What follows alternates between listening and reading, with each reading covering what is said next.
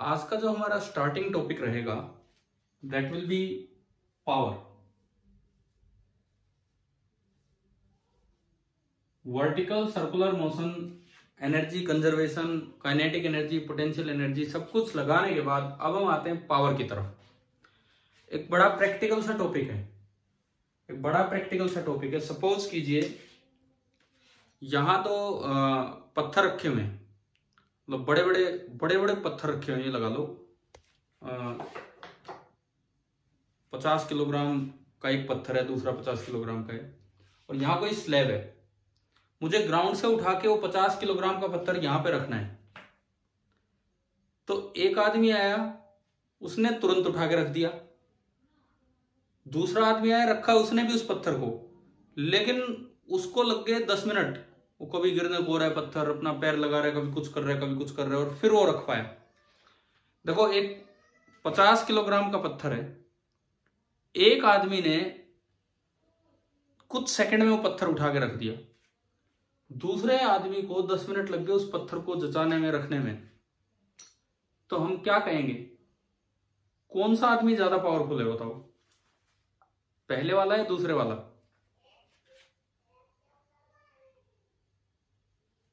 हाँ, जवाब दो। देखो, एक पत्थर है 50 kg का पत्थर है। पहला आदमी आया, उसने 10 सेकंड में उठा के रख दिया। दूसरा आदमी आया, उसको 10 मिनट लग गए उस पत्थर को वहां तक पहुंचाने में, पूरा जोर लगा दिया तब वो पहुंचा पाया। तो बताओ किसने ज्यादा वर्क किया है, पहले ने कि दूसरे ने?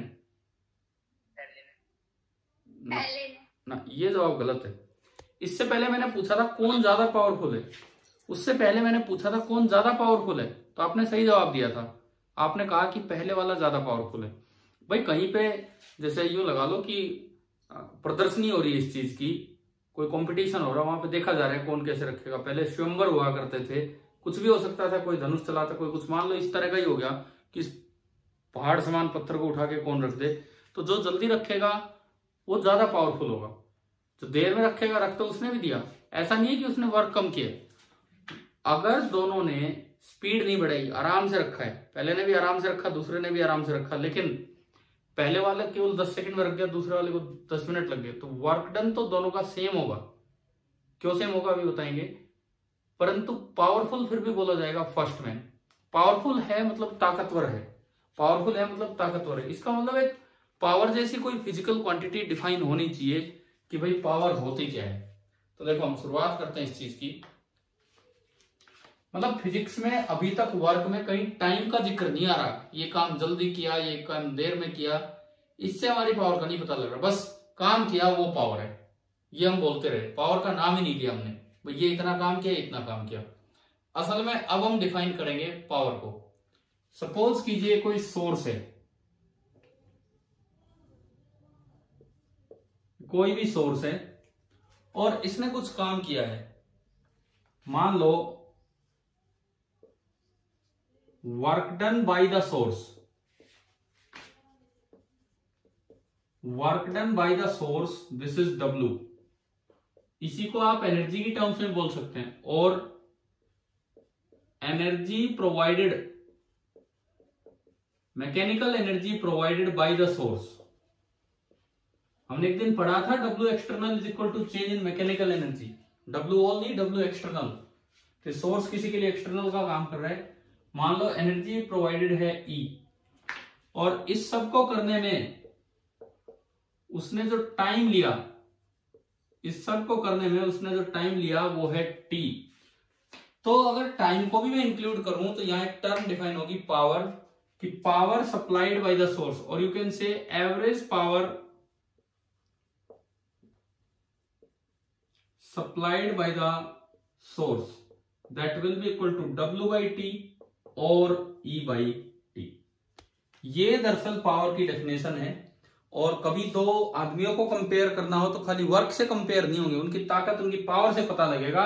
Work done per unit time, जो वर्क ज्यादा करे और टाइम कम ले, वर्क ज्यादा करे और टाइम कम ले, वो ज्यादा पावरफुल है। समझ में आ रहा है कि कैसे ये टर्म बनाई गई, क्यों ये सोची गई? क्योंकि खाली वर्क और वर्क में तो टाइम का रोल ही नहीं आ रहा कहीं भी, तो टाइम को इंक्लूड करने के लिए एक नई टर्म बनाई गई पावर। अब मान लो ऐसे कोई लोड है, load of energy, load of energy का मतलब है कि वो वर्क करवा रहा होगा या वो एनर्जी कंज्यूम कर रहा होगा। तो यहां पे जो टर्म डिफाइन होगी वो ये होगी, work done on the load,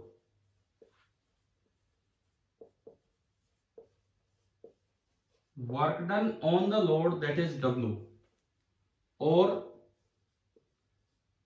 energy supplied या सप्लाइड टू द लोड बोलो या बोल दो energy consumed by the load,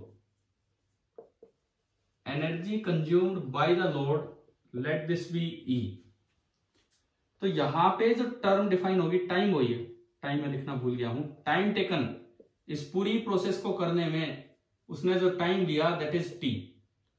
तो यहां पे जो पावर कंज्यूम्ड होगी ये एवरेज है, क्योंकि आप T टाइम के बीच में क्या हुआ वो आप नहीं बता रहे, टोटल कितना हुआ वो बता रहे। So that is equal to W by T, or you can say E by T. This is the definition of power for source and load. किसी भी सोर्स या लोड के लिए पावर को डिफाइन किया, because definition of work makes no reference to the passage of time. कितनी देर में वर्क हो रहा है, वर्क की डेफिनेशन में कहीं टाइम का जिक्र ही नहीं आता। तो एक बार ताकत से रिलेट करने के लिए, पावर से रिलेट करने के लिए, टाइम को इंक्लूड करने के लिए एक नई फिजिकल क्वांटिटी डिफाइन की गई, दैट इज पावर। तो भाई ये समझ में आ गया क्या है। अच्छा, जो हमारी ऑर्डिनरी कन्वर्सेशन होती है, हम जो आम आदमी से बात करते हैं ऑर्डिनरी कन्वर्सेशन, उसमें पावर का मतलब कुछ और ले लिया जाता है। पावर का मतलब होता है एनर्जी। भाई ऑर्डिनरी भाषा में आप चाहे यूं कहो इसमें पावर ज्यादा है, चाहे यूं कहो इस आदमी में एनर्जी ज्यादा है, बात एक ही होती है कि नहीं बताओ। मतलब ऑर्डिनरी कन्वर्सेशन जो होती है उसमें पावर का मतलब ये ले लिया जाता है, भाई इसमें तो बहुत ताकत है। अब ताकत का मतलब ही नहीं पता क्या है, पावर है कि एनर्जी है कि इन जनरल यूं बोल दिया जाता है।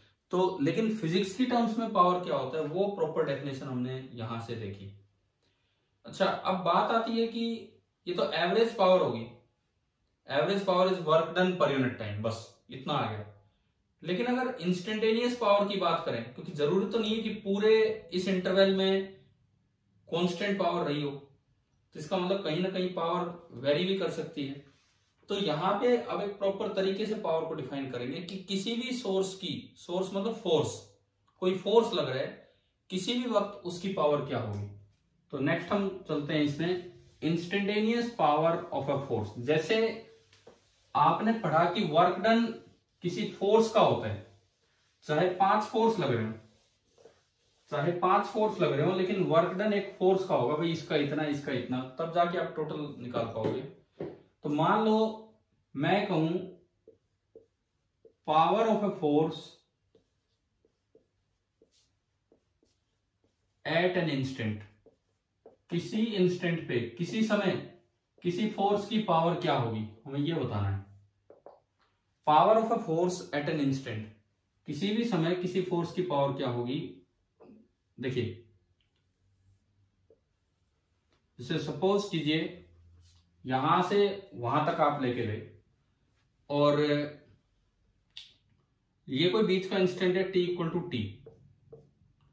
मैं कहता हूं इस पे एक फोर्स लग रहा है F, जिसकी पावर मुझे बतानी है।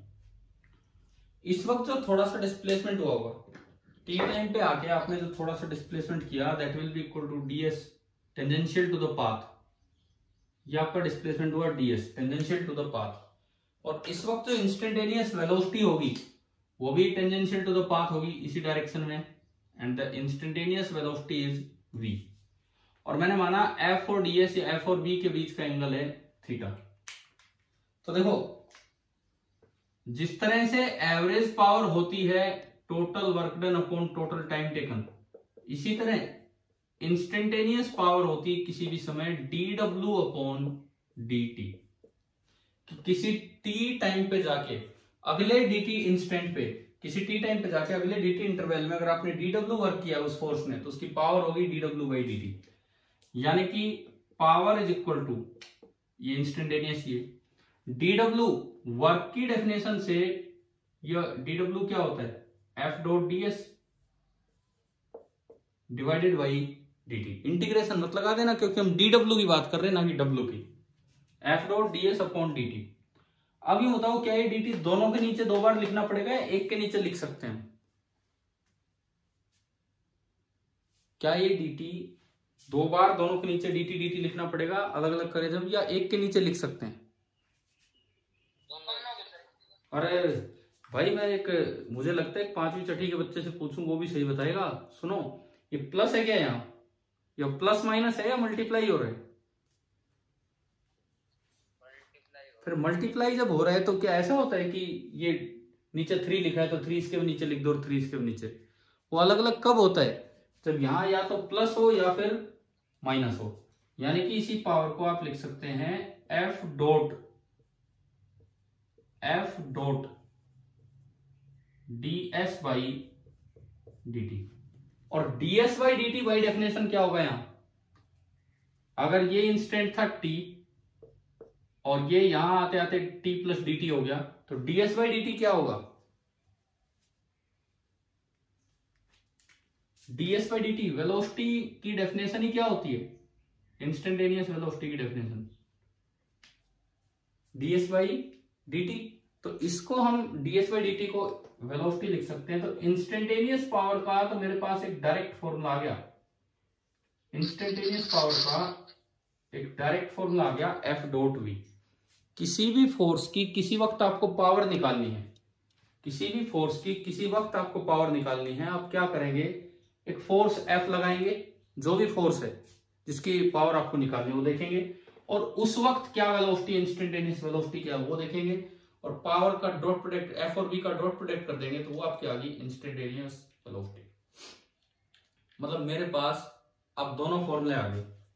अगर इंस्टेंटेनियस वेलोसिटी निकालनी है, सॉरी इंस्टेंटेनियस पावर निकालनी है तो उस वक्त का फोर्स डॉट प्रोडक्ट उस वक्त पार्टिकल की वेलोसिटी से, और एवरेज पावर निकालनी है तो that is total work done upon total time taken. ये इंस्टेंटेनियस पावर और ये एवरेज पावर। पहले तो बताओ ये फॉर्मूले समझ में आए कैसे? ठीक है, एक क्वेश्चन में दोनों फॉर्मूले यूज करते हैं, एक सवाल में हम दोनों चीजें यूज करेंगे। आप करके बताएं, क्योंकि इतने मुश्किल फॉर्मूला नहीं है कि पहले मैं एक सवाल करवाऊं और फिर आप करेंगे। जैसे सपोज कीजिए एक सवाल लिया हमने,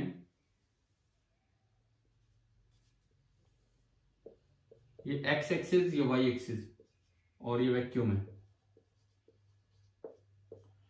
वैक्यूम में आपने एक पार्टिकल को थ्रो किया,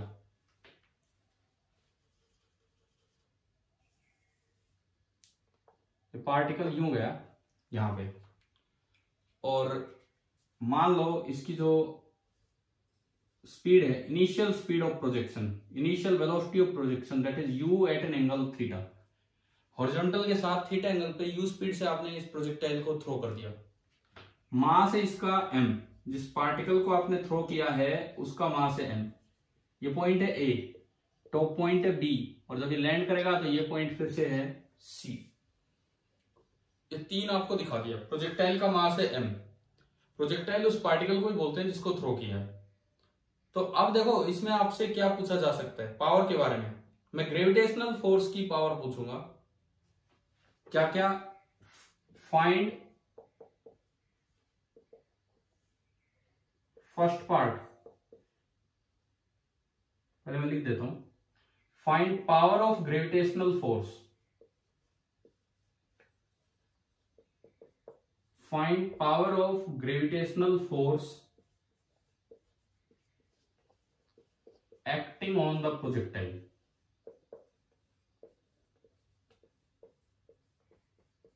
acting on the projectile। अब मैं 5 पार्ट इसमें दे रहा हूं, 5 पार्ट। कौन से 5 पार्ट? कभी तो इंस्टेंटेनियस पावर, कभी average power. First part power at A, second part power at B, third part power at C, fourth part average power from A to B,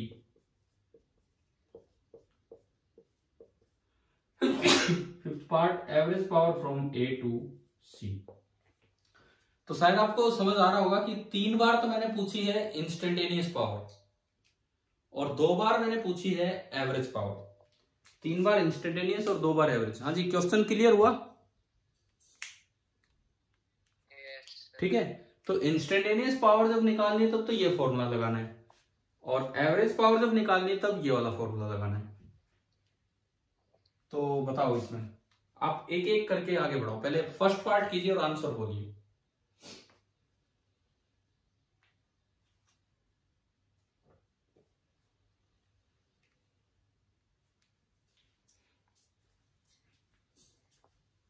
first part का answer बोलिए।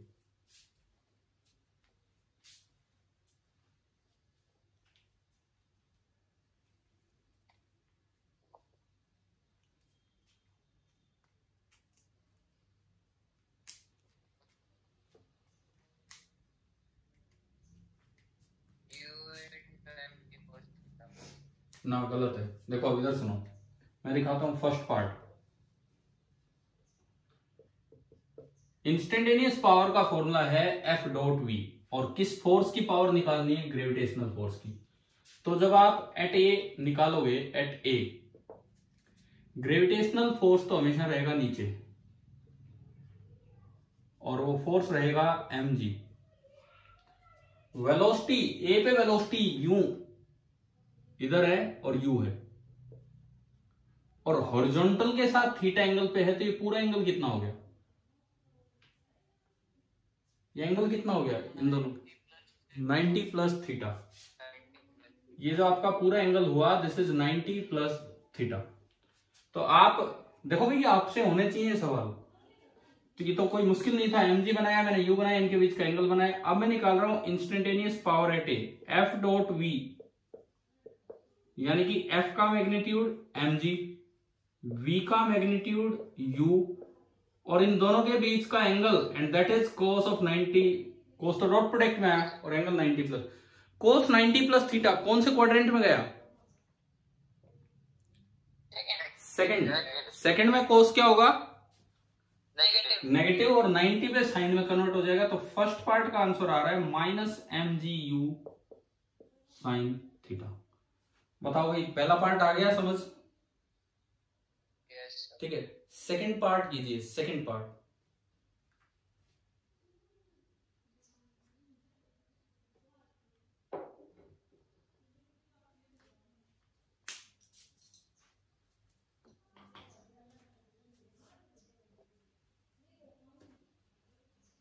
Sir 0। हाँ बिल्कुल सही, 0। Second part पे अगर आप देखोगे तो जो इंस्टेंटेनियस वेलोसिटी है वो केवल u cos थीटा होगी, हॉरिजॉन्टल कंपोनेंट बचता है और आगे होगी, और जो फोर्स है वो नीचे होगा mg। तो जब आप डॉट प्रोडक्ट करेंगे, f की जगह mg, v की जगह u cos थीटा, लेकिन cos 90 डिग्री आएगा, और cos 90 होने से आंसर कितना आ गया? 0। तो instantaneous power of gravity at point B, ये आपकी आई 0। क्या सभी को समझ आ गया कि नहीं भाई? बी की इंस्टेंटेनियस, बी पे इंस्टेंटेनियस पावर क्लियर है ना सभी को? ठीक है, अब सी पे निकालो इस बात का यूज करते हुए कि सेम हॉरिजॉन्टल लेवल पे सेम स्पीड होती है। अगर आप वैक्यूम की बात कर रहे हैं, सेम हॉरिजॉन्टल लेवल पे सेम स्पीड होती है प्रोजेक्टाइल की। तो मैं अगर इसको थोड़ा एक्सटेंड करूं तो सी पे ये स्पीड बिल्कुल ऐसे ही बनेगी, यू ही बनेगी, और हॉरिजॉन्टल के साथ थीटा एंगल पे ही बनेगी।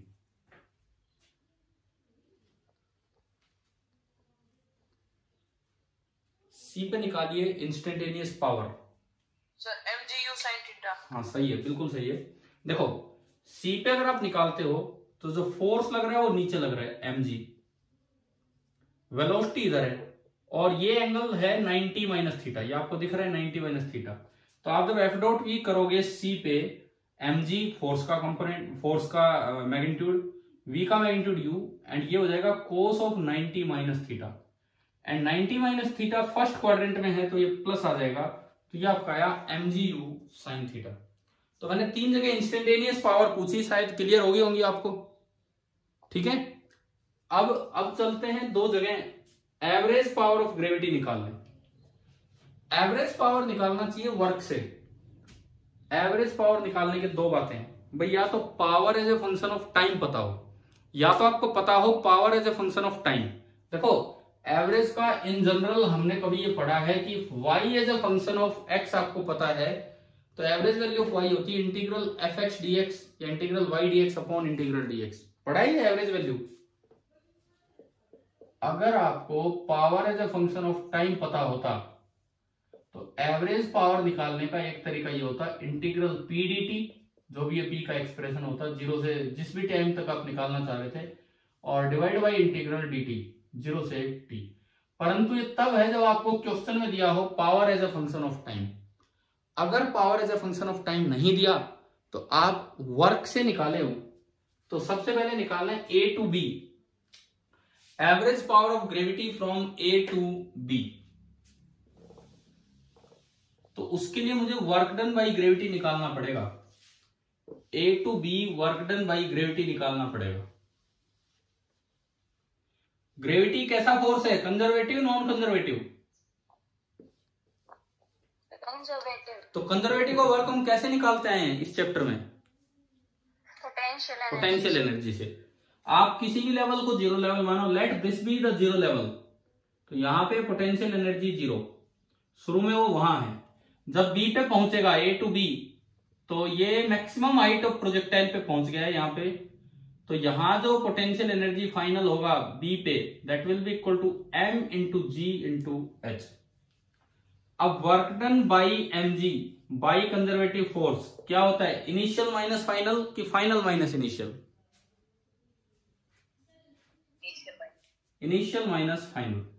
सो this is potential energy initial minus potential energy final. तो ये आपका आया zero minus m into g into h, this is zero minus M G H. ये आपका आया work done by M G, it means minus M G H. अच्छा, यहां से यहां टाइम जाने का, टाइम ऑफ एसेंट हम जानते हैं, time of ascent t equal to zero, तो यहां आने का जो टाइम होगा that will be equal to t by two. अब बताओ पूरा टाइम ऑफ फ्लाइट कितना होता है प्रोजेक्टाइल का? पूरा टाइम ऑफ फ्लाइट का फॉर्मूला क्या होता है प्रोजेक्टाइल का? एक प्रोजेक्टाइल का कंप्लीट टाइम ऑफ फ्लाइट का फॉर्मूला होता है 2u sin थीटा बाई जी। पढ़ा ना हमने कभी पैराबोला वाले चैप्टर में, उसमें तो 2u sin थीटा बाई जी, तो पूरा, तो आधा कितना होगा u sin थीटा बाई जी।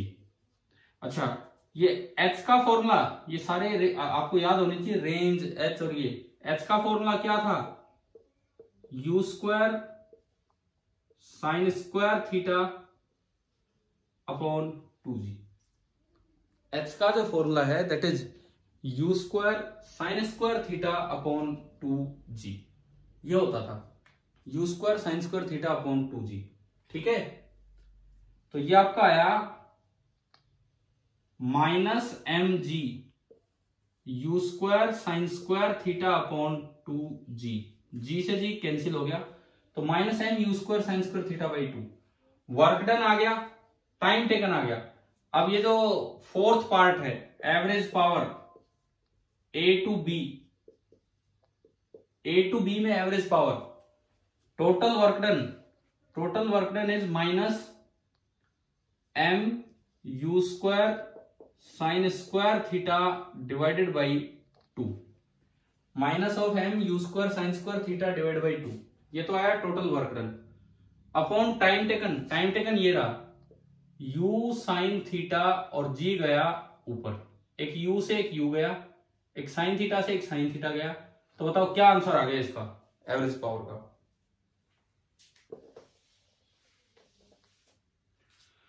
ये निकल के आ रहा है माइनस एम, एक g है, एक u साइन थीटा है, और divided by 2, minus M G U sine theta divided by 2। बताओ क्या पावर यहां तक आई समझ में? ये 5 पार्ट्स कैसे निकाले हमने? 5 नहीं 4 हुए अभी। क्लियर है? ठीक है, पांचवा बताओ आप, fifth part, average power from a to सी।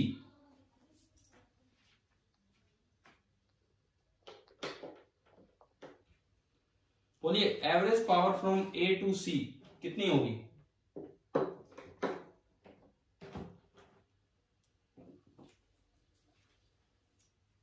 निकलेगी तो ऐसे ही work done upon time taken, work done भी ऐसे ही निकलेगा, change in GP upon time taken. तो बताओ ना a to c height level में कितना डिफरेंस आया? 0। A to c height level में कोई डिफरेंस नहीं है, मतलब पोटेंशियल एनर्जी इनिशियल बराबर फाइनल होगी, तो ये दोनों कैंसिल होके 0 ही हो जाएगा। और अगर ये 0 है तो चाहे टाइम डबल लग ले कोई फर्क नहीं पड़ता। इसका मतलब जो एवरेज पावर होगी ग्रेविटी की ए टू सी में वो कितनी आ जानी है? 0 आ जानी। तो बताओ इन 5 पार्ट्स में आपको समझ में आया कि किस तरह से ये कैलकुलेट किया है? ठीक है, चलिए अब आगे बढ़ते हैं।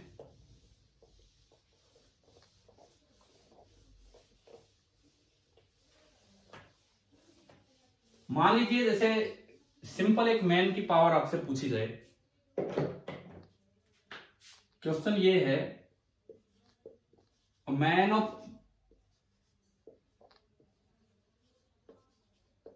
मास m, एक आदमी है जिसका खुद का मास m है, lifts up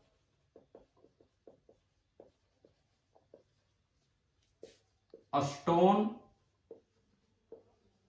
of mass m note.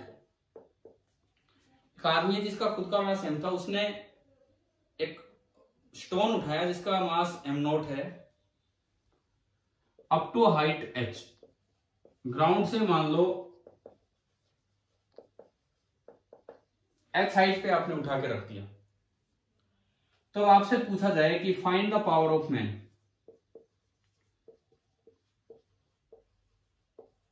जैसे ये सवाल आ गया, find the power of man, तो क्या ये पॉसिबल है? अगर इसमें 4 ऑप्शन आएंगे तो एक ऑप्शन ये भी मिलेगा, the information given is insufficient. तो आप बताओ क्या सफिशिएंट जानकारी है कि हम निकाल पाए इसकी पावर? क्या इतनी जानकारी हमें दे रखी है कि हम इसकी पावर निकाल पाए या नहीं? Yes sir. निकल सकती है तो बताओ फिर, क्योंकि अक्सर ऐसे क्वेश्चंस में एक चीज दी जाती है कि इंफॉर्मेशन इज इनसफिशिएंट, ये और ऑप्शन मिल जाता है। आप एक बार ये बताओ, क्या आपको कहीं से भी टाइम का आइडिया लग रहा है कि उसने कितनी देर में ये काम किया है?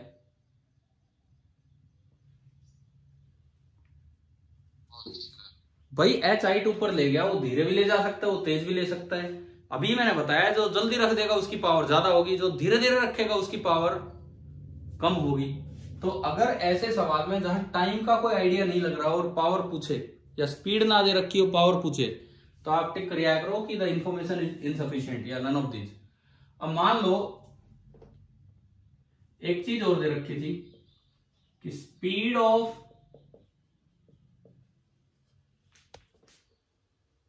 लिफ्टिंग द स्टोन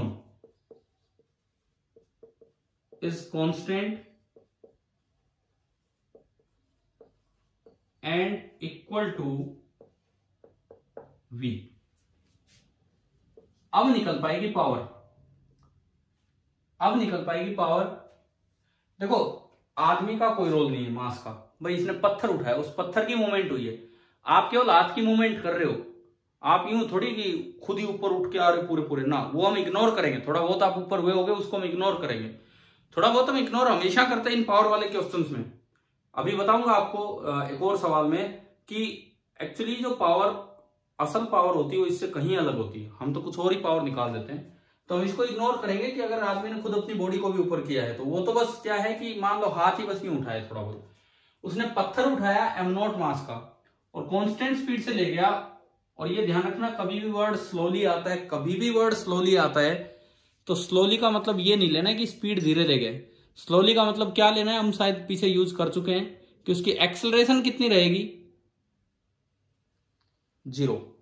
अगर क्वेश्चन में वर्ड स्लोली यूज किया है तो उसकी एक्सेलरेशन 0 रहेगी। हर्षित आप हो क्लास में अभी? हर्षित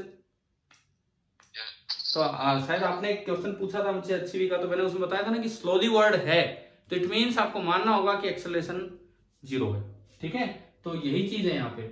तो यहाँ चाहे स्पीड कांस्टेंट लिख दे चाहे वो स्लोली लेके जाए, बात एक ही है। अब बात ये है कि अगर वो h हाइट तक ले गया कांस्टेंट स्पीड से ले जा रहा है, तो बताओ टाइम टेकन कितना लगेगा। t बराबर 0 से t बराबर कैपिटल T, टाइम कितना लगा h हाइट चलने में v नॉट स्पीड से। भाई टाइम कितना लगेगा, डिस्टेंस अपॉन स्पीड, ठीक है, टाइम लगा डिस्टेंस अपॉन स्पीड, ये टाइम लगा। अच्छा इसके बाद देखो ये जो पत्थर है, क्योंकि इसकी वेलोसिटी कांस्टेंट है, स्पीड कांस्टेंट है और ऊपर ये तो वेलोसिटी कांस्टेंट, तो एक्सेलरेशन 0 है, तो इस पत्थर पे नीचे तो लग रहा था m0g, यानी कि आप लगातार ऊपर की तरफ लगे रहे और एक फोर्स लगाते रहे F एक्सटर्नल, और वो भी बराबर रहा होगा m0 इंटू जी, तभी तो ये कांस्टेंट स्पीड से जा सकता है, तभी ये कांस्टेंट स्पीड से गया होगा ऊपर की तरफ, तो आपने इतना ही फोर्स लगा दिया। अब मुझे निकालना है average power by man. Man ने फोर्स लगाया इतना और ये कांस्टेंट है क्योंकि mg कांस्टेंट है, फोर्स ये लगाया, डिस्प्लेसमेंट h हो रहा है, तो वर्क डन बाय मैन कितना है, work done by man that is F external dot S, क्योंकि कांस्टेंट फोर्स है तो उसका वर्क आप F डॉट S से निकाल सकते हो। अब F एक्सटर्नल तो आपने वैल्यू दी m0g, S आपका है h और दोनों ऊपर की तरफ है, आप जो फोर्स लगा रहे हैं m0g वो भी ऊपर और डिस्प्लेसमेंट भी ऊपर है, तो दोनों के बीच का एंगल है 0 डिग्री, तो आ गया cos 0, cos 0 is 1, so work done आया m0 into g into h, ये तो आ गया वर्क डन। दूसरी बात, टाइम टेकन ने आपने पहले ही निकाल लिया है h बाई वी नोट, तो जो पावर होगी, power that will be total work done upon total time taken, so that is m0 g h upon time taken is V naught नहीं भी दिया है, time taken is h by V, h अपॉन v, h से h cut गया और power आ गई m0 into g into we. ये बताओ पावर कैसे निकाली इस मैन की, समझ में आया कि नहीं आया, यहां तक इस स्टोन को लिफ्ट करने में कैसे पावर निकाली, ठीक है। अच्छा दूसरा पावर ऐसे भी निकाल सकते थे F डॉट V से भी, कांस्टेंट फोर्स लगा रहे हो ना, कांस्टेंट फोर्स लगा रहे हो तो जो एवरेज पावर है वही इंस्टेंटेनियस पावर है, तो आप अगर इस तरीके से जाएं F external dot V, power निकालने का एक तरीका ये है, पावर निकालने का एक तरीका ये है कि F एक्सटर्नल डॉट V, अब देखो इससे करते हैं, F एक्सटर्नल ऊपर m0g, वेलोसिटी ऊपर की तरफ है v और दोनों ही ऊपर है तो cos 0 डिग्री, तो इससे डायरेक्ट आ रहा है m0 into g into we, और आप देख सकते हैं जो इंस्टेंटेनियस पावर आ रही है वही यहाँ पे एवरेज पावर आई है। तो इस क्वेश्चन में पावर निकालने के दोनों तरीके क्या आपको क्लियर हो गए कि नहीं, कैसे निकाले, ठीक है। Yes, sir. अब ये बताओ क्या ये पावर हाइट पे डिपेंड कर रही है, क्या ये पावर हाइट पे बिल्कुल नहीं कर रही, आपकी स्पीड पे डिपेंड कर रही है, आपकी ले जाने की स्पीड पे, लेकिन जो वर्क डन है वो हाइट पे डिपेंड कर रहा है, वर्क डन हाइट पे डिपेंड कर रहा है। तो पावर दरअसल रेट ऑफ वर्क डन होता है, कितना वर्क कर रहे हैं कितने टाइम में। अगर आपका वर्क बढ़ता जा रहा है तो इसका ये मतलब नहीं है कि आपकी पावर बढ़ती जा रही है। इन बातों पे इसलिए ध्यान देना जरूरी है, कई ऑब्जेक्टिव क्वेश्चन ऐसे आते हैं, स्टेटमेंट बेस्ड क्वेश्चन, उनमें ऐसा ही होगा कि आप जो वर्क किए जा रहे हैं वो लगातार बढ़ता जा रहा है, इट मीन्स कि आपकी पावर भी बढ़ती जा रही है। बताओ क्या हम बोल पाएंगे? नहीं, क्योंकि उतने टाइम में उतना ही वर्क आप करते जा रहे हो तो वर्क तो बढ़ेगा ही, लेकिन पावर क्या रहेगी? कांस्टेंट रहेगी। तो पावर एक अलग चीज है। जैसे आप मान लो यहां से किसी दूसरी जगह जा रहे हो, मैं यहां की बात करूं, हम कनीना से रेवाड़ी जा रहे हैं, तो डिस्प्लेसमेंट तो लगातार बढ़ता चलेगा या डिस्टेंस कवर्ड लगातार बढ़ता चलेगा, लेकिन क्या जरूरी है कि स्पीड भी लगातार बढ़े? स्पीड तो कांस्टेंट रह सकती है ना, स्पीड तो कम भी हो सकती है, तब भी डिस्टेंस बढ़ सकता है। तो इसलिए पावर तो स्पीड की तरह होती है। ठीक है, अब हम पावर पे कुछ और सवाल लें, उससे पहले यूनिट्स ऑफ पावर की बात कर देते हैं। यूनिट्स ऑफ पावर,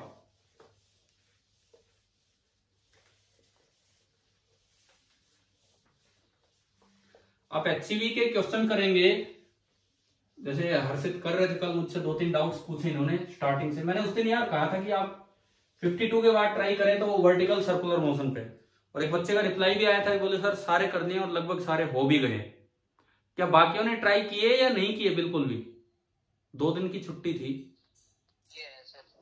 तो मैंने कहा था 52 to 64 पहले ट्राई कर लेना, क्योंकि वर्टिकल सर्कुलर मोशन आपने अभी एंड में पढ़ा था। नहीं भी किए हो तो भाई कर लो, क्योंकि ये वीक है। अब ये वीक और एक्स्ट्रा मिला है, तो इतना अच्छा बनाओ ना वर्क एनर्जी को कि कुछ सवाल आए हमसे हो, कैसा भी क्वेश्चन आए। देखो आपके पेपर का हमें कोई आइडिया नहीं होता, बिकॉज मैंने आपका पेपर एक बार भी बनाया नहीं है। आपका पेपर हमने तो एक बार भी नहीं बनाया आज तक। जहां से भी बन के आता है, किस कैंपस से बनता है हमें नहीं पता। हो सकता है महेंद्रगढ़ कैंपस से कोई और टीचर बनाते हो, या हो सकता है बाहर से। लेकिन आप लोगों के लिए अच्छी बात है कि पेपर मैं नहीं बना रहा हूं, क्योंकि कारण वही है, आपके लिए अब ऐसा होगा बिल्कुल नया पेपर आ रहा है। ऐसा ही IIT का पेपर देने जाओगे उस दिन होने, तो अच्छा यही रहेगा कि हम पढ़ा रहे हैं आपको, तो पेपर कोई और ही बन के आए तो वो ज्यादा बेटर रहता है। ठीक है, एक थर्ड पर्सन का पेपर आएगा तो आपके लिए बिल्कुल यूं होगा कि भाई हमने पढ़ा कुछ है, अब देखते हैं कि सवाल कैसे आ रहे हैं कैसे नहीं। तो कोशिश यही करनी है कि इस बार भी जब पेपर आए अच्छे से अच्छा हम स्कोर करें। देखिए पावर ऑफ ए फोर्स, और अच्छा स्कोर तभी होगा जब घर पे प्रैक्टिस पहले ठीक ठाक कर ली होगी। तो power of a force at any instant हम पढ़ चुके हैं। अब मैं जो चल रहा हूं, this is the units of power. Units of power, आप मार्केट से बल्ब खरीदने जाते हैं, क्या बोलते हो? उस बल्ब की स्पेसिफिकेशन क्या देते हो? यूं कहते हो 20 रुपए वाला बल्ब दे दो, हैं? ऐसा कुछ बोलते हो? कोई CFL, देखो आजकल बल्ब नहीं खरीदते। पहले जब हम आपकी तरह स्टूडेंट थे तो CFL वगैरह का चलन नहीं था। बल्ब जो इनकैंडिसेंट लैंप जिनका नाम होता है IL, इनकैंडिसेंट लैंप, जिनको हम लट्टू बोल देते हैं, तो वो चला करते थे। तब भी मार्केट में जाते थे तो बाजार में जाके ये नहीं कहते थे कि इतने रुपए वाला बल्ब दे दो। हम क्या बोलते हैं हमेशा, क्या बोलते हैं बताओ? CFL लेने जाते हैं तो क्या चाहिए? कितने वोट, कितने वोट की? हम अपने आप बोलते हैं कि भाई 20 वोट की, 18 वोट की। ये वोट बड़ा कम हो गया CFL के चक्कर में। पहले जो बल्ब होते थे 40 वोट, 60 वोट, बड़े से बड़ा बल्ब घर में 100 वोट का लगा देते थे। यूं तो आते तो और भी बड़े थे, परंतु बस 40, 60 और 100 इस तरह का काम चलता था। और एक को बोलते हैं 0 वोट। 0 वोट सुना आपने? 0 वोट का बल्ब? यस सर, वो रेड वाला। वो रेड वाला, मतलब यूं लगा लो कि मैं बचपन से अब तो नहीं, बचपन से लेके और जब तक भी आपकी एज में आए, हम वो 0 वोट के बल्ब के साए में ही सोए हैं हमेशा। वो रेड सा बल्ब होता है और बस वो एक अच्छी सी रोशनी करे रखता है, बट 0 वोट का नहीं होता। 0 वोट का तो कोई बल्ब हो ही नहीं सकता।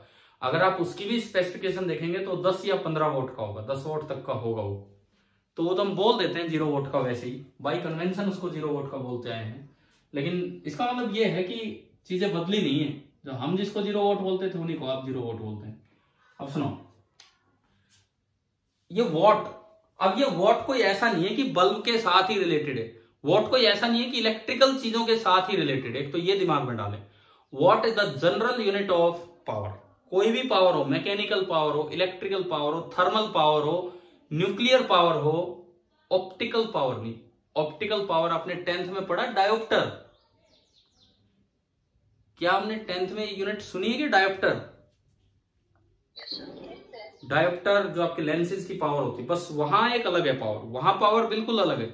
बाकी और किसी भी फोर्स की पावर है, मैकेनिकल, इलेक्ट्रिकल, थर्मल, न्यूक्लियर, कुछ भी हो, उन सब की यूनिट वॉट होगी। ये कोई इलेक्ट्रिकल चीज नहीं है। कई बार दिमाग में आता है कि ये तो एक इलेक्ट्रिकल चीज है ना, ऐसा कुछ नहीं है। तो जो SI यूनिट ऑफ पावर है, SI unit that is 1 joule पर सेकेंड। वर्क डन की यूनिट जूल होती है और टाइम की सेकेंड। और जूल पर सेकेंड को एक दूसरे साइंटिस्ट के नाम पे नाम दिया गया। पूरा लिखें तो स्मॉल w, सिंबल लिखें तो कैपिटल W। जेम्स वॉट, नाम तो सुना ही होगा, इंग्लैंड के थे जेम्स वॉट, सुना है ना यार जेम्स वॉट का नाम तो अच्छे से। तो एक इन्वेंटर थे, उनके नाम पे ये SI यूनिट ऑफ पावर रखी गई, जिसका बोल दिया जाता वॉट या जूल पर सेकेंड। अच्छा एक चीज तो ये दिमाग में रखें, ज्यादा कॉमनली जो अक्सर इंजन के साथ यूज की जाती है, that is 1 kilowatt, 1 megawatt. 1 kilowatt का क्या मतलब होगा? 10⁻³ वोट। 1 मेगावाट का मतलब 10⁻⁶ वोट। पावर प्लांट आप देखेंगे, पावर प्लांट वो मेगावाट में चलते रहते हैं। तो मतलब ये इस तरह की एक यूनिट है, इस तरह की एक यूनिट है। अगर CGS यूनिट की बात करें, CGS यूनिट, तो जूल की जगह क्या आ जाएगा? सुना है वर्क की यूनिट अर्ग होती, कभी यूनिट एंड डायमेंशन के टाइम भी पढ़ा होगा, सुना है कि नहीं बताओ। जैसे फोर्स की डाइन होती है, इसकी अर्ग होती है, और ये सेकंड की सेकंड है। And 1 what that is 1 joule पर सेकंड, और 1 जूल में होते हैं 10⁻⁷ अर्ग, है ना भाई, ये भी सीखा हो आपने। एक न्यूटन में होते हैं 10⁵ डाइन, और 1 जूल में होते हैं 10⁻⁷ अर्ग। तो यानी कि 1 वॉट में 10⁻⁷ अर्ग पर सेकंड होते हैं। अब एक सिस्टम हम और भी पढ़ लेते हैं, एफपीएस। एफपीएस सिस्टम सुना है ना, British system, SI CGS then FPS। F stands for, अरे F की फुल फॉर्म बताओ यहाँ पे क्या था? Foot pound second. हाँ, फुट पाउंड सेकंड। अब जो पावर की FPS यूनिट होती है, पावर की FPS यूनिट वो होती है 1 फुट पाउंड पर सेकंड, ये होती है 1 foot pound per second. Pound wait की यूनिट होती है, मतलब पाउंड तो आपके फोर्स की यूनिट होगी, फुट आपके इनटू डिस्टेंस की वर्क की यूनिट होगी, एंड डिवाइड बाई सेकंड। तो पावर की जो एफपीएस यूनिट है दैट में B foot, 1 foot pound per second. और एक और कॉमन यूनिट है पावर की, कौन सी बताओ? एक और यूनिट, एक बड़ी कॉमन यूनिट जो मोटर्स के साथ बोली जाती है कि इतने पावर की मोटर है, हॉर्स पावर। बिल्कुल सही, हॉर्स पावर। ये एक प्रैक्टिकल यूनिट है, ये किसी सिस्टम की यूनिट नहीं है। हॉर्स पावर एक प्रैक्टिकल यूनिट है घोड़े से कंपेयर करके, एंड 1 HP इसको शॉर्ट में बोल देते हैं। एक हॉर्स पावर में कितने वॉट होते हैं, अगर आपको याद हो तो बोलो, कभी पढ़ा हो 9th में, एक हॉर्स पावर में कितने वॉट होते हैं? ये दरअसल बताओ, हॉर्स पावर यूनिट कहां से आई है? सुनो, जेम्स वॉट ने जब एक्सपेरिमेंट किए तो उसने देखा कि जो एक घोड़ा है, एक घोड़े से उसने एक्सपेरिमेंट किया पीछे गाड़ी बांध के, तो उन्होंने देखा कि जो एक घोड़ा होता है it could do 33,000 foot pound of work in 1 minute. एक हॉर्स जो होता है, एक हॉर्स, ये 33,000 फुट पाउंड वर्क कर लेता है 1 मिनट में। 33,000 फुट पाउंड वर्क कर लेता है 1 मिनट में। 1 मिनट में कितने सेकंड होते हैं? 60। 1 मिनट में आपके 60 सेकंड हो गए, 0 से 0 गए। एक बार डिवाइड करके बताना है कितना आ रहा है।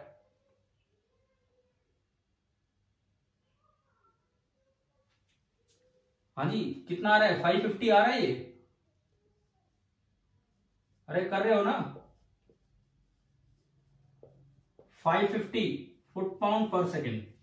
देखो, जेम्स वॉट ने ये चीज मेजर की थी कि जो एक घोड़ा होता है वो जब कोयला लिफ्ट करता है, कोयले की खान से घोड़े को यूज कर लिया गया था उसमें, तो कितना वर्क कर रहा है? 33,000 फुट पाउंड ऑफ वर्क वो कर पा रहा है 1 मिनट में।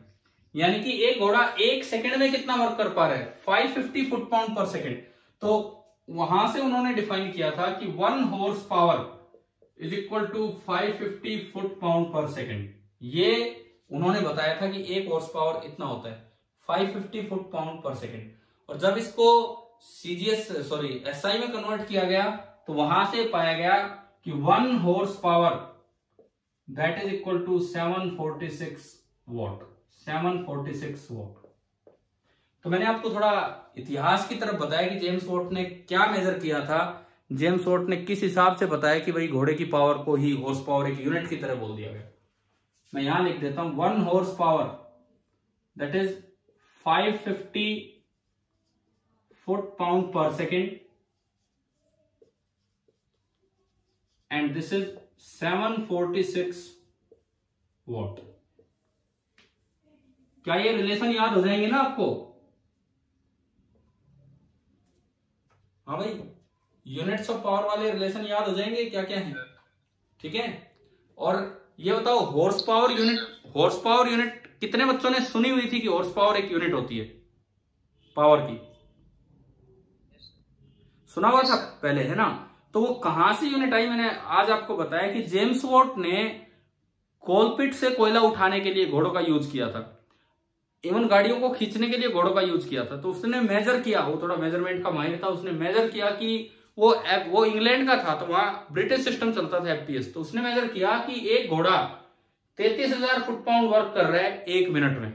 तो यहां से उसको सेकंड में कन्वर्ट किया और यहां से फिर हमने उसको एसआई में कन्वर्ट किया। तो 1 हॉर्स पावर, ये आज भी यूनिट यूज होती है इंजन के लिए। लेकिन ऐसा नहीं है कि बल्ब के लिए वॉट यूज करनी है और इंजन के लिए हॉर्स पावर ही। आप इंटरचेंज कर सकते हो, वो कॉमनली इंटरचेंज करते नहीं। अब बल्ब की पावर हॉर्स पावर में बता सकते हो और इसकी दूसरे की वॉट में, इस तरह से। ठीक है, चलिए यूनिट्स का आपको समझ में आ गया।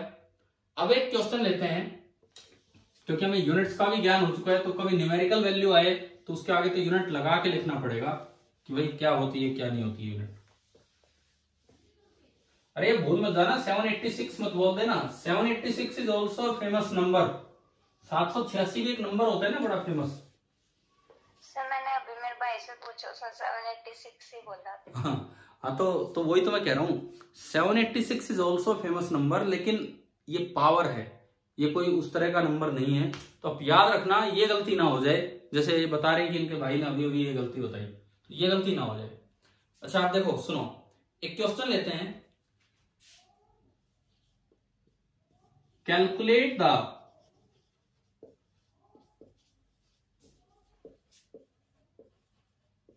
Power of an engine. एक इंजन की पावर आपको कैलकुलेट करनी है, which can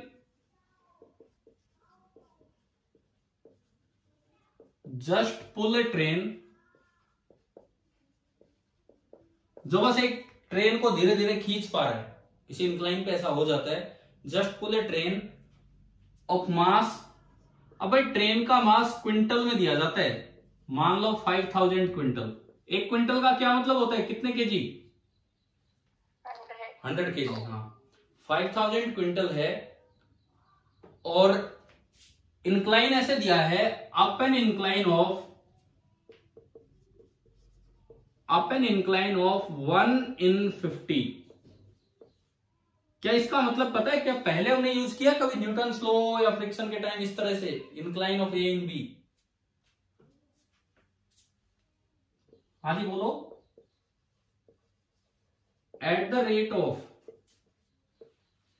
54 kilometre per hour, at the rate of 54 kilometre per hour, मतलब ये स्पीड है जिससे ट्रेन ऊपर जा रही है। अच्छा, एक तो ट्रेन का वेट होगा, खुद वो अवॉइड कर रहा होगा इसे ऊपर ले जाने से, और इसके अलावा आपको दिया गया है द एक्स्ट्रा रेजिस्टेंस, मतलब ट्रेन के वेट के अलावा एयर वगैरह की वजह से और जो रेजिस्टिव फोर्स लग रहा है ट्रेन पे, जो उसको ऊपर जाने से रोक रहा है, द एक्स्ट्रा रेजिस्टेंस प्रोवाइडेड, जो वहां पे मिली हुई है ट्रेन को, इज 0.8 न्यूटन पर क्विंटल। कि पर क्विंटल इतना एक्स्ट्रा रेजिस्टिव फोर्स एयर या जो भी उस पर लग रहा है वो लग रहा है। और जी भाई आपको 9.8 लेना है, जी आपको लेना है 9.8 मीटर पर सेकंड स्क्वायर। ये है। अब क्वेश्चन पढ़िए, फिर मैं आपको समझाता हूं इसका क्या मतलब है, क्या हमें निकालना है इसमें, ये सब।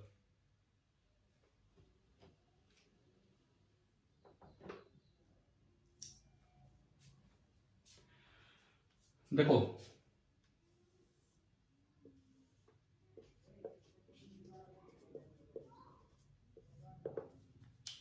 सॉल्यूशन हम देखते हैं इसका।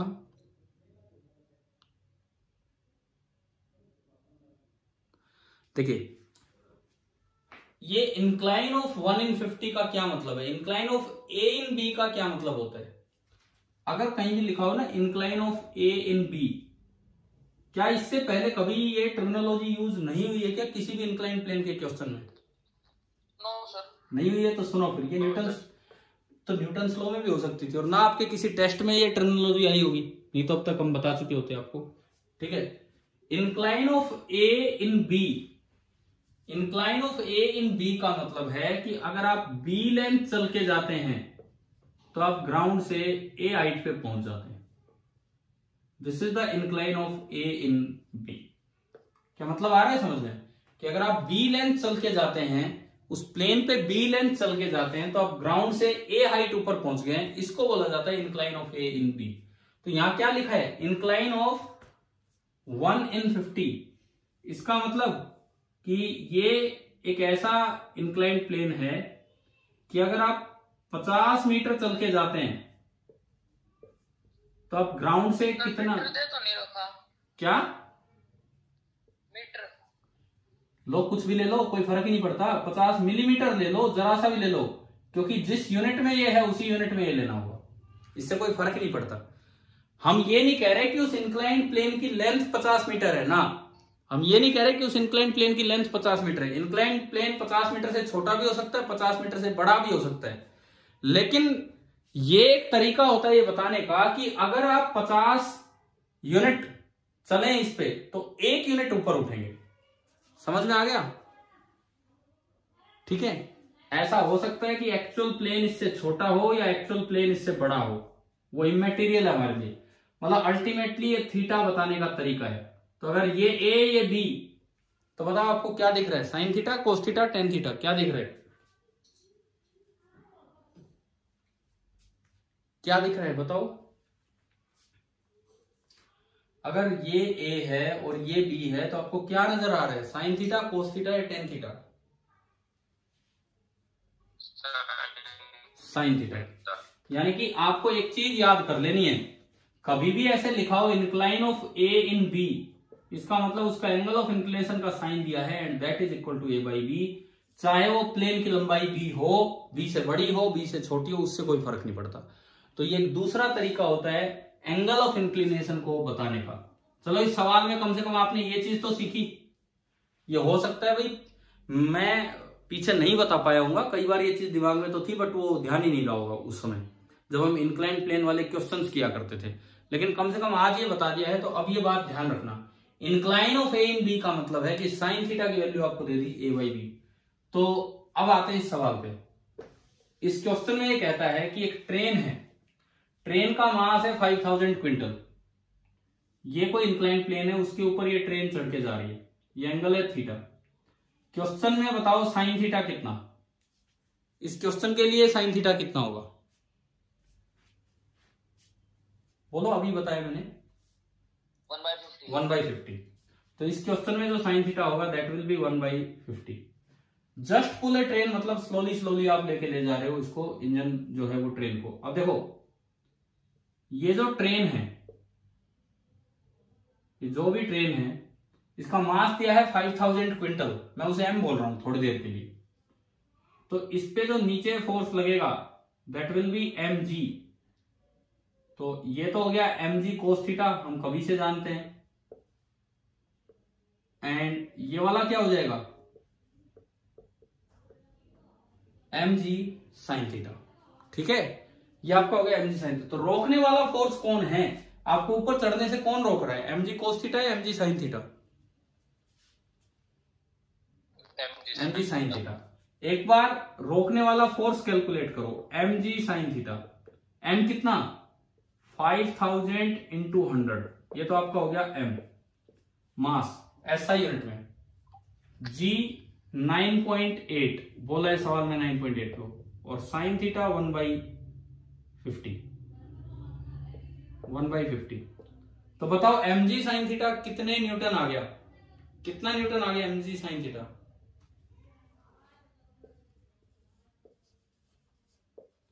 भाई 50 से 50 गया, 2 जीरो बचे, और 2 जीरो 4 जीरो, एक यहाँ गया, हाँ 98,000 न्यूटन आ गया। मतलब इतना तो अपोजिशन वेट की वजह से है जो उसको ऊपर नहीं चढ़ने दे रहा। एक्स्ट्रा अपोजिशन और है एयर की वजह से, किसी भी कारण से एक्स्ट्रा अपोजिशन, वो कितना है क्वेश्चन में दिया है, एक्स्ट्रा रेजिस्टेंस कितना हो रहा है 0.8 न्यूटन पर क्विंटल है, पर क्विंटल। तो टोटल क्विंटल कितना है 5000। तो जो एक्स्ट्रा रेजिस्टिव फोर्स इस पे लग रहा है दैट इज 0.8 न्यूटन पर क्विंटल इंटू 5000 क्विंटल। क्विंटल से क्विंटल कैंसिल, तो ये आ गया 8 गुना 500, 5 8 40। कितना है एक्स्ट्रा रेजिस्टिव फोर्स 4000 न्यूटन, और वेट का रेजिस्टिव फोर्स जो नहीं चढ़ने दे रहे 98,000 न्यूटन। तो टोटल रेजिस्टिव फोर्स कितना हो गया? अगर मैं यहां से देखूं इस सवाल में, जिसको रोकने वाला टोटल रेजिस्टिव फोर्स है दैट इज 98,000 प्लस 4,000। जोड़ना ढंग से, कभी गड़बड़ कर दो। 98 में 4 जुड़ेगा 102, 000 ये आया। आप बताओ कि आपको टोटल रेजिस्टिव फोर्स देखना आ गया? ठीक है, इसका मतलब, क्योंकि जस्ट पुल का मतलब है बस इंजन धीरे धीरे ले जा पा रहा है, इसका मतलब इंजन कितना फोर्स लगा रहा होगा उस पर। हम ये मान के चल रहे हैं कि स्लोली लिफ्ट अप हो रही है, तो ट्रेन पे जो भी इंजन अटैच किया होगा, वो कितना फोर्स ऊपर लगा पा रहा होगा? Greater than 1,02,000। ना ग्रेटर देन नहीं, equal to this. Greater than हो गया जब तो एक्सेलरेट कर जाएगा। अगर ग्रेटर देन हो गया जब तो वो चीज एक्सेलरेट ही कर जाएगी, क्योंकि नेट फोर्स अगर नॉन जीरो है तो एक्सेलरेट कर जाएगा। जस्ट पुल का मतलब है कि बस आप यूं मान के चलो कि वो कांस्टेंट वेलोसिटी से चल रहे हैं, और कांस्टेंट वेलोसिटी से कोई चले तो एक्सेलरेशन कितना होता है? जीरो। ठीक है, आपने प्रैक्टिकली सही सोचा कि इससे तो ज्यादा लगाएंगे तब चलेगा, परंतु इससे बस एक बार ज्यादा करके, एक बार हल्का सा ज्यादा करके और बस उतना ही कर दो तो ये कांस्टेंट वेलोसिटी से ऊपर चलता रहेगा। तो इसका मतलब जो इंजन का फोर्स है, इंजन ने जो इस पे लगाया वो आपको समझ में आया 102,000 न्यूटन। भाई ये जो सवाल है ना, ये थोड़े से प्रैक्टिकलिटी की तरफ जा रहे हैं। अब वैसे ही ब्लॉक और इनका नहीं, हम ट्रेन के इंजन की बात कर रहे हैं कि उनका फोर्स, उनकी पावर कैसे कैलकुलेट की जाती है। तो ये इंजन का फोर्स आ गया। अब इसके बाद बताओ पावर कैसे कैलकुलेट करें? क्या वेलोसिटी दे रखी है क्वेश्चन में? हाँ भाई, क्या वेलोसिटी दे रखी है क्वेश्चन में? तो 54 किलोमीटर पर 54 किलोमीटर पर आवर। मीटर पर सेकंड में कितनी होगी ये? 54 इंटू 5/18। 54 इंटू 5/18 15। ठीक है, यही वेलोसिटी आपकी मीटर पर सेकंड में होगी 15 मीटर पर सेकंड। 15 मीटर पर सेकंड। तो अब देखो power of engine that is equal to F.V। अब फोर्स का मैग्नीट्यूड 102,000, वेलोसिटी का मैग्नीट्यूड SI यूनिट में 15, और ऊपर की तरफ ही वेलोसिटी, ऊपर की तरफ ही फोर्स है cos 0। ये बता दो ये पावर वॉट में कितनी आ रही है गुणा करके? अगर मैं पावर वॉट में निकालूं तो कितनी आ रही मल्टीप्लाई करके?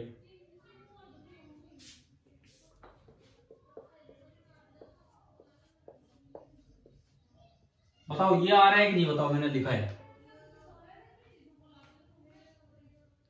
Yes sir. है ना? तो अक्सर ये ऑप्शन मेगावाट में मिलेंगे। इंजन की पावर मेगावाट में होती है, तो मेगा में कन्वर्ट करना हो तो 1 2 3 4 5 6, तो ये आपका आ गया 1.53 मेगावाट। ये आपका निकल के आ गया 1.53 मेगावाट। तो आप ये बताओ पावर ऑफ इंजन कैसे कैलकुलेट करते हैं? क्या ये समझ में आ गया? हाँ जी भाई, क्लियर हुआ ना ये सारा? ठीक है, कोई डाउट है इसमें? और इस सवाल में एक अच्छी बात ये रही कि हमने ये इंक्लाइन का एंगल ऑफ इंक्लिनेशन लिखने का एक नया तरीका देखा कि इंक्लाइन प्लेन का एंगल ऑफ इंक्लिनेशन कैसे लिखते हैं, यहां से साइन थीटा वगैरह। ठीक है, चलो अब मैं एक और क्वेश्चन पे चलता हूं जिसमें एक मैन की पावर, कोई आप जब पैड़े पे ऊपर चढ़ते हो, जिले में ऊपर चढ़ते हो, तो थोड़ा सा थकान होती है कि नहीं? चलो आपके घर में मान लो 10-12 पैड़े हुए, कोई बात नहीं, 20 हो गए ज्यादा से ज्यादा, कोई नहीं।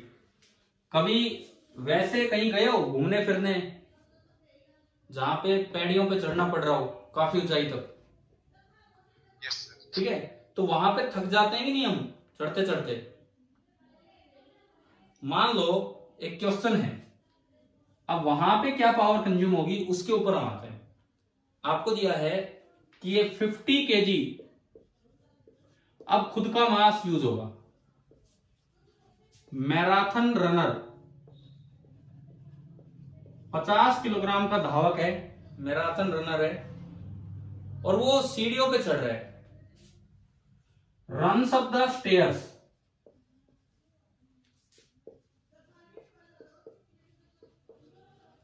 रन्स अप द स्टेयर्स, कितनी सीढ़ियां चढ़ के जा रहा है? टू द टॉप ऑफ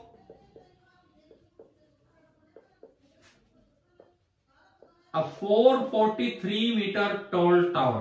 कोई कुछ बड़ा ही टावर है ये, 443 मीटर लंबा टावर है और ये सीढ़ियों से चलते चलते उसके ऊपर चला गया। दरअसल ये शिकागो टावर बोला जाता है, ये यूएस का, अमेरिका का सबसे बड़ा टावर है, सबसे ऊंचा टावर है ये, जो मतलब हमने जो सुना है वो, ठीक है। और ये अपने आप को 15 मिनट में ऊपर पहुंचा रहा है। टू लिफ्ट हरसेल्फ या himself up in 15 minutes,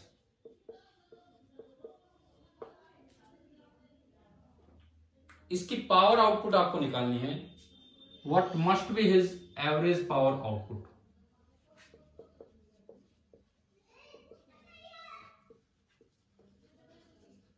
average power output उसकी क्या होनी चाहिए कि वो इतना ऊपर इतने टाइम में चढ़ पाए। देखो अभी थोड़ी देर पहले मैंने एक सवाल लिया था, उसमें ना आदमी का भी मास दिया m, लेकिन जिस पत्थर को उठा के लाया उसका मास दिया m0। तो सॉल्यूशन में किसका यूज हुआ था, आदमी के मास का या पत्थर के मास का? पत्थर के मास का। लेकिन इस क्वेश्चन में क्या बोला है कि वो खुद ही गया सीढ़ियों से चढ़ते चढ़ते और 15 मिनट में ऊपर पहुंच गया। आम आदमी इतनी जल्दी नहीं पहुंच पाता है, भाई मैराथन रनर था तो ये 15 मिनट में पहुंच गया ऊपर। तो अब बताओ कैसे कैसे कैलकुलेट करें इसकी पावर।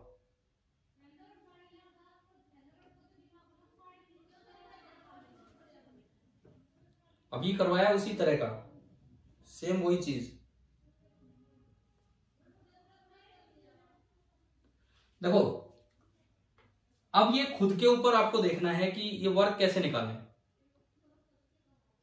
भाई जैसा ये सेम केस है, जैसे आप m मास को h हाइट ऊपर ले जाने में, स्लोली ले जाने में आपको वर्क करना पड़ता है mgh, उसी तरह आप ये मानो कि अपने आप को आप h हाइट ऊपर लेके गए हो तो आपको जो इंटरनल एनर्जी का यूज करना पड़ा, भाई इंटरनल एनर्जी भी वर्क करती है।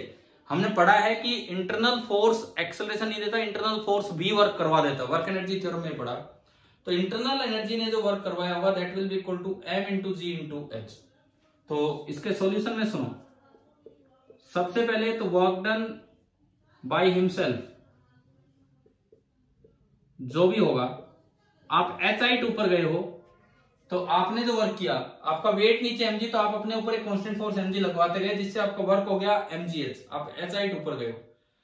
m कितना दिया है, m कितना दिया है 50 kg, g मान लो 9.8 और h है 443।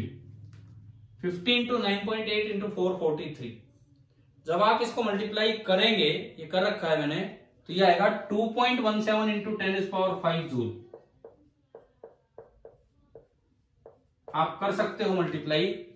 तो जो वर्क आया, जो उसने वर्क किया वो इतना आया। आप क्या करो, ऐसे सवाल में जो रनर है ना, रनर, उसको ट्रीट कर लो एक पार्टिकल की तरह, ट्रीट कर लो एक पार्टिकल की तरह, like that is a particle of mass m। और फिर उसकी पावर हम निकाल रहे हैं, एक तो वर्क कितना हुआ और उसको टाइम से डिवाइड करके, तो वर्क कितना हुआ ये हमने निकाल लिया। टाइम टेकन कितना है, टाइम टेकन 15 मिनट, यानी कि 15 इंटू 60 सेकेंड। इट मीन्स जो टाइम आपको लगा दैट इज 900 सेकेंड। टाइम आपको लगा दैट इज 900 सेकेंड। तो एवरेज पावर क्या हो जाएगी, average power total work done 2.17 into 10⁵ joule upon 900 second. Joule पर सेकेंड आपका वॉट हो जाना है, और यहां से जो पावर आती है 0.241 वॉट, 0.241 वॉट, 10 की पावर 5 भी मल्टीप्लाई हो रहा है। अच्छा, अगर सवाल में कई बार यूं भी ऑप्शन होते हैं हॉर्स पावर में, काफी बार ऑप्शन हॉर्स पावर में होते हैं, तो अगर इसको हॉर्स पावर में कन्वर्ट करना हो तो क्या करें, डिवाइड कर देंगे किससे, 746 से, मल्टीप्लाई नहीं, एक हॉर्स पावर में इतने वॉट थे, तो एक वॉट में 1/746 हॉर्स पावर होंगे। जब भी वॉट को हॉर्स पावर में कन्वर्ट करना हो आपको 746 से डिवाइड करना पड़ेगा, और जब आप इसको सोल्व करेंगे तो आएगा 0.323 हॉर्स पावर, 0.323 हॉर्स पावर। ये तो हो गया एवरेज पावर। अगर आप इंस्टेंटेनियस की तरह निकालें, इंस्टेंटेनियस की तरह, तो भी सेम आएगा। कैसे? उसमें फॉर्मूला होता है F.V। F.V फोर्स, आप स्लोली जा रहे हो या आप मान के चलो आप कांस्टेंट स्पीड से जा रहे हो, क्योंकि दिया है कि इतनी देर में आप पहुंच रहे हो, कुछ नहीं बोला, आप कांस्टेंट स्पीड मान लो, तो mg नीचे लग रहा है तो mg ऊपर लगेगा, तभी आपकी नेट एक्सीलरेशन 0 रहेगी। तो फोर्स का मैग्नीट्यूड ऊपर mg, स्पीड है v, और दोनों के बीच का एंगल है 0 डिग्री, वेलोसिटी और इसके बीच का। तो ये आ गया mg इंटू v, और v को आप लिख सकते हैं हाइट अपॉन टाइम, तो ये वही बनेगा। mgh कैलकुलेट करोगे तो ये हमने ऊपर वर्क की तरह किया, टाइम कैलकुलेट किया तो ये आ गया।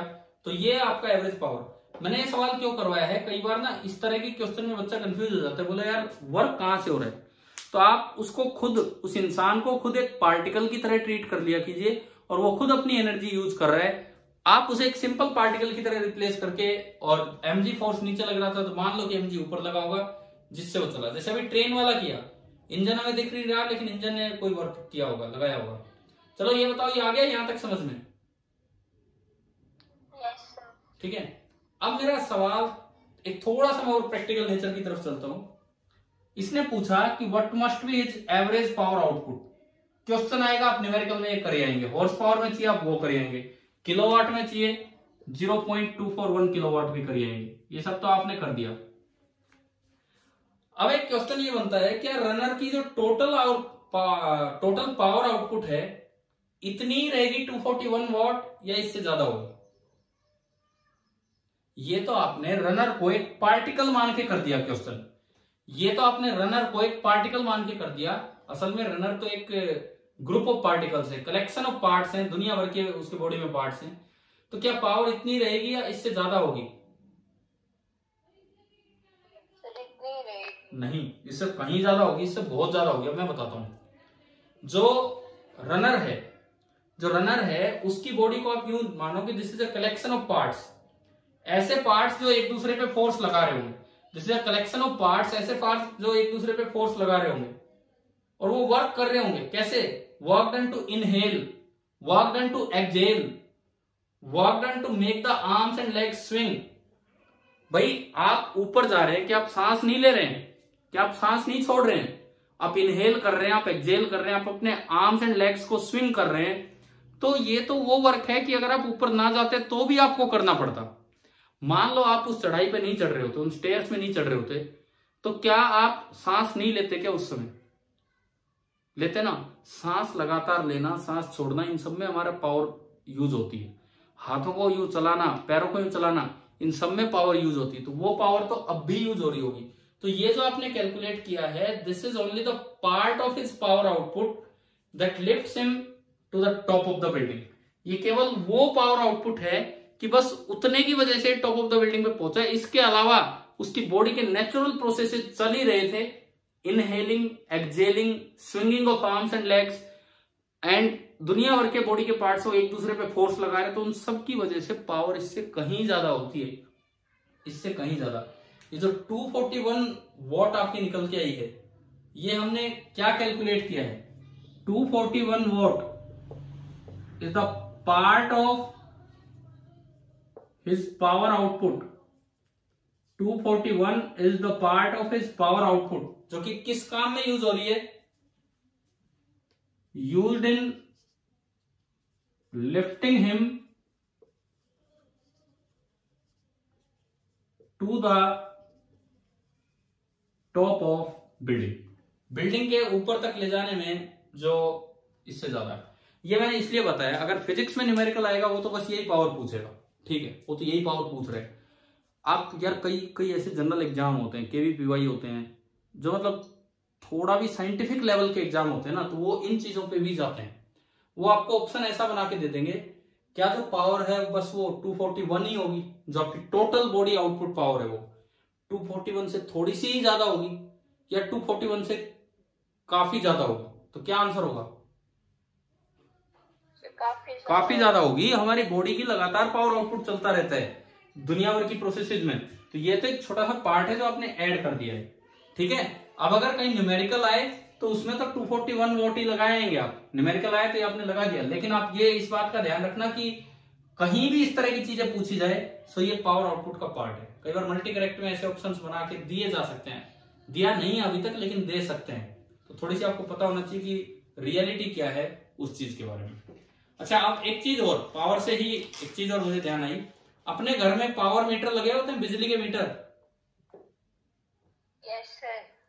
घर के अंदर लगे हैं कि घर के बाहर लगे हैं? हमारा तो बाहर लगा है। देखो, अब तो जो नए मीटर लग रहे हैं बाहर ही लग रहे हैं, पुराने मीटर्स को भी हटा के बाहर लगाया जा रहा है। अंदर किसके घर में लगा है बताओ? अभी एक बच्चा कह रहा था कि हमारे घर में अंदर लगा हुआ है। Yes sir. यार हमारे तो गांव में भी और हर जगह मतलब सारे मीटर हटा के बाहर लगा दिए, आपके कैसे अंदर लगेगा? अभी अभी तो घर पर ही है। अभी नहीं हटाए क्या आपके गांव में? ना सर। किसी का भी नहीं हटाए जो आसपास है वो भी? चलो ठीक है, हमारी गली। ठीक है, आपकी गली में नहीं हटे, कोई बात नहीं। अब मैं एक सीधी सी बात पे आता हूं, जिसमें मैं भी कुछ गलतियां एक्सेप्ट करूंगा। अभी सुनो, हम बचपन से बड़े हुए आज तक, ये तो अभी हमने इधर कनीना में ही बाहर की तरफ एक घर बनाया है, नहीं तो पहले गांव में अंदर अपना घर है, उधर ही हम रहते थे। कंबाइन फैमिली थी हमारी, पूरे चाचा ताऊ बाबा सब साथ थे। तो वहां जो मीटर लगे थे, मतलब मैं अपने घर की बात कर रहा हूं, वहां जो मीटर लगे मैंने देखा है बिजली चोरी। बिजली चोरी मैंने मेरे घर में भी होती हुई देखी और पूरे मोहल्ले में होती हुई देखी, पूरे मोहल्ले में। मतलब हम लोगों ने भी सीख लिया कि बिजली चोरी कैसे हो रही है। बोले उतार इधर कर दो, मीटर बंद मीटर चालू, ये मतलब हमें कुछ नहीं पता इलेक्ट्रिक मीटर का, लेकिन ये पता है कि बिजली चोरी कैसे होती। और तो छोड़ो, जो मेरा जो मोहल्ला था उसके आसपास अलग अलग तरह के लोग रहते थे काफी, तो उसमें एक लाइन, एक पूरी लाइन, मेरे घर के एक साइड में एक पूरी लाइन ऐसी थी, वो बगल में मुड़ के रोड जाता है, एक भी घर में मीटर नहीं था, एक भी घर में मीटर नहीं था। और जब रीडर आते थे, रीडिंग लेने जब रीडर आते थे, किसी एक की बैठक में बैठ गए, किसी भी एक की बैठक में, जैसे हमारे में किसी के में भी, और लोग आके अपनी रीडिंग खुद बता बता के जा रहे हैं। थोड़ी रीडर की भी गलती थी, पर वो भी क्या करे भाई, लोग ही नहीं मानते तो वो क्या करे। थोड़ी रीडर की भी गलती थी और थोड़ी बताने वालों की तो ज्यादा गलती थी। यूं कहते भाई हमारी 50 यूनिट लिख लो, हमारी 60 यूनिट लिख लो, मन में आए वो यूनिट लिखवा रहे थे। और फिर वो यूनिट 3 दिन में यूज करके, 4 दिन में यूज करके, 5 दिन में यूज करके मीटर फिर बंद कर देते कि भाई चलो ये काम हो गया साथ साथ। और कईयों के घर में तो मैंने कहा मीटर ही नहीं था। तो इतनी आम बिजली चोरी हो रही थी। वैसे कोई बच्चा चोरी कर ले, घर वाले भी पीटते हैं, बाहर वाले भी पीटते हैं। बिजली चोरी का क्या हाल था, खुलेआम चौक पे ना यूं बताया जा रहा था, बोले तू ऐसे करता है मैं तो ऐसे कर देता हूँ। मतलब नए नए तरीके आपस में सिखा रहे थे लोगों को कि ऐसे करता है ऐसे कर देता हूँ। दूसरी चीज, अब बी जो होता है, अब हमारे घर में बिल्कुल नहीं होता है। ये तो थोड़ी सी मेरी स्ट्रिक्टनेस रही, यूं लगा लो मेरी स्ट्रिक्टनेस ही रही कि मैंने घर वालों को भी बोल दिया था कि जो नया घर बना है इसमें अगर ऐसा कुछ भी होगा तो मैं नहीं रहूंगा, तब जाके ये बात बनी थी। तो नहीं तो अब भी मैं देखता हूं हमारे आसपास गांव में, शाम को सीधे, क्या बोल रहा हूं मैं, कुछ समझ में आ रहा है क्या होता है? ये वायर डाल दी जाती है, बाहर बिजली की वायर चल रही है, उन पर डायरेक्ट वायर कनेक्ट कर दी जाती है। घर में एसी चल रहा है, जिसके एसी लगा है वो बंद ही नहीं कर रहे एसी, कमरे में कोई है नहीं है, बोले कोई बात नहीं आएंगे तब तक ठंडक हो जाएगी। क्यों नहीं बंद कर रहे? फर्क ही नहीं पड़ रहा, मीटर तो चल नहीं रहा, डायरेक्ट बाहर से वो सब हो रहा है। और एक बहुत बुरी बात यह है, छापा पड़ जाता है यार, उसमें भी बेइज्जती महसूस नहीं होती है। आपने अगर सुना होगा आसपास बिजली चोरी का छापा पड़ा, हम भी देखते हैं हमारे आसपास लग जाता है, ठीक है। अब ज्यादा लगने लगे, पहले नहीं होता था इतना काम यार, कोई शर्म वाली बात ही नहीं है। कोई बात नहीं जी, लग गया 2 बार लगाया जी बस अभी तक, फिर दोबारा वही काम स्टार्ट कर दिया। तो ऐसा अगर आपके, एटलीस्ट मैं तो ये कहता हूं आपके खुद के घर में नहीं होना चाहिए। आप किसी और को तो भाई अभी कैसे कंट्रोल कर सकते हो, जब तक आप पावर में नहीं आते हैं। कल को आप ही एसडीओ बन जाएं या एसडीएम बन जाएं या कुछ और अच्छी पावर में आ जाएं तो बात अलग है, नहीं तो कम से कम आपको बिजली चोरी अवॉइड करनी चाहिए। एटलीस्ट आज ही अपने घर पे एक चीज कंफर्म करना, अपने घर वालों से पूछ लेना कि क्या कहीं कोई बिजली चोरी हम तो नहीं कर रहे हैं। मैंने खुद एक्सेप्ट किया कि हमारे घर में मैंने खुद 20 साल देखा बिजली चोरी होते हुए, लेकिन अब नहीं होती है, अब नहीं होती इस घर में बिल्कुल भी। तो एटलीस्ट आप लोग भी कंफर्म जरूर करना। तो देखो हम पावर के बारे में चल रहे थे, तो पावर मीटर की मैं बात कर रहा हूं। घरों में जो मीटर लगा होता है वो पावर मेजर करता है कि इलेक्ट्रिकल एनर्जी मेजर करता है, कि आपने कितनी एनर्जी कंज्यूम की है, या आपकी पावर मेजर करता है? बताओ सर क्या? घर में जो मीटर लगा होता है बिजली का, या घर के बाहर लगा होता है, वो पावर मीटर होता है कि एनर्जी मीटर होता है? उसमें रीडिंग आती है, वो रीडिंग पावर दिखाती है कि एनर्जी दिखाती है? देखो रीडर आए, पिछले महीने आपकी रीडिंग ये थी, रीडर आए पिछले महीने आपके घर की रीडिंग सपोज कीजिए ये थी, ठीक है। अगले महीने वो आते हैं और उस समय जब वो आए यहां पे 1 हो गया, तो इसका मतलब कितनी रीडिंग बढ़ी है? यहां 0 था और अब यहां 1 हो गया, कितनी रीडिंग बढ़ी है? मैं तो एक हाइपोथेटिकल सा मीटर बना रहा हूं, इसके अकॉर्डिंग कितनी रीडिंग बढ़ी है बताओ ना। ये 0 था, बाकी सब सेम है, और जब अगले महीने रीडर आए तो यहाँ पे 1 हो गया, कितनी रीडिंग बढ़ी है? 100। मान लो 100 रीडिंग बढ़ी है, 100 रीडिंग बढ़ी है, तो आपने 100 यूनिट यूज कर ली। अब पहली बात तो यार ये यूनिट क्या है? ये पावर की यूनिट है कि एनर्जी की यूनिट है? ये बताओ आप। ये जो यूनिट है किसकी यूनिट है? It is the unit of electrical energy. ये पावर मीटर नहीं होते, ये एनर्जी मीटर होते हैं। ये पावर मीटर नहीं होते हैं, ये एनर्जी मीटर होते हैं। It is the unit of electrical energy. तो आपने 100 यूनिट यूज कर ली। अब 100 यूनिट का क्या मतलब है? क्या 100 जूल एनर्जी आपने यूज कर ली कि क्या है ये? क्या 100 जूल आपने एनर्जी यूज कर ली है या क्या चीज है? देखो एक यूनिट का क्या मतलब होता है? एक यूनिट का मतलब होता है कि अगर आपने 1 किलोवाट पावर 1 घंटे तक यूज की है, 1 किलोवाट पावर 1 घंटे तक यूज की है, तो जो एनर्जी यूज हुई है दैट इज 1 यूनिट। देखो पावर होती है energy per unit time, power होती है एनर्जी पर यूनिट टाइम, तो एनर्जी होती है पावर इंटू टाइम। तो 1 यूनिट ऑफ इलेक्ट्रिसिटी का मतलब है 1 किलोवाट आवर। यहां गैप नहीं आएगा, थोड़ा लिखने का तरीका भी सीखो। किलोवाट में गैप नहीं आएगा क्योंकि किलो एक प्रीफिक्स है, परंतु वाट और आवर में गैप आएगा क्योंकि ये दो सेपरेट यूनिट्स है। इस तरह लिखा जाता है 1 किलोवाट आवर। एक यूनिट ऑफ इलेक्ट्रिसिटी का मतलब है 1 किलोवाट आवर। अगर मैं इसे जूल में कन्वर्ट करूं, 1 किलोवाट का मतलब है 1000 वॉट, एंड वॉट होता है जूल पर सेकेंड, और 1 घंटे का मतलब होता है 3600 सेकेंड। सेकेंड से सेकेंड गया 36,000,000। 1 3 और 2 5, देखो कितना हो गया? इकाई, ढाई, सैकड़ा, हजार, 10,000, लाख, 10 लाख। देखिए इसका मतलब 36 लाख जूल। इसका मतलब ये हुआ कि 36 लाख जूल। एक यूनिट ऑफ इलेक्ट्रिसिटी, एक unit of electricity that is equal to 36 lakh joule of energy. तो यार एक यूनिट ही बड़ी भारी होती है। एक यूनिट का मतलब आप देखो कितनी एनर्जी खा गए, इलेक्ट्रिकल एनर्जी 36 लाख जूल। इसको यूं भी लिख देते हैं हम 3.6 इंटू 10⁵ जूल। अब मैं बहुत कम से कम भी मानूं, सपोज कीजिए आपने 100 यूनिट बिजली यूज की, सपोज आपने किसी महीने में 100 यूनिट बिजली यूज की, इसका मतलब देखो ना कितने जूल एनर्जी आप सरकार की यूज कर गए। ये बताओ अगर आपने 100 यूनिट बिजली यूज की है तो कितने जूल एनर्जी आप गवर्नमेंट की यूज कर गए? 36 करोड़। ये 36 लाख हो चुका है, नेक्स्ट करोड़, देन 10 करोड़, यानी कि आप इतने करोड़ जूल एनर्जी यूज करके। सपोज मैं कहूं कि 5 रुपए पर यूनिट बिल है, सपोज, एग्जैक्ट ये नहीं है, मैं कहता हूं मान लो 5 रुपए पर यूनिट। बड़ी सब्सिडी के साथ हमें बिजली मिलती है।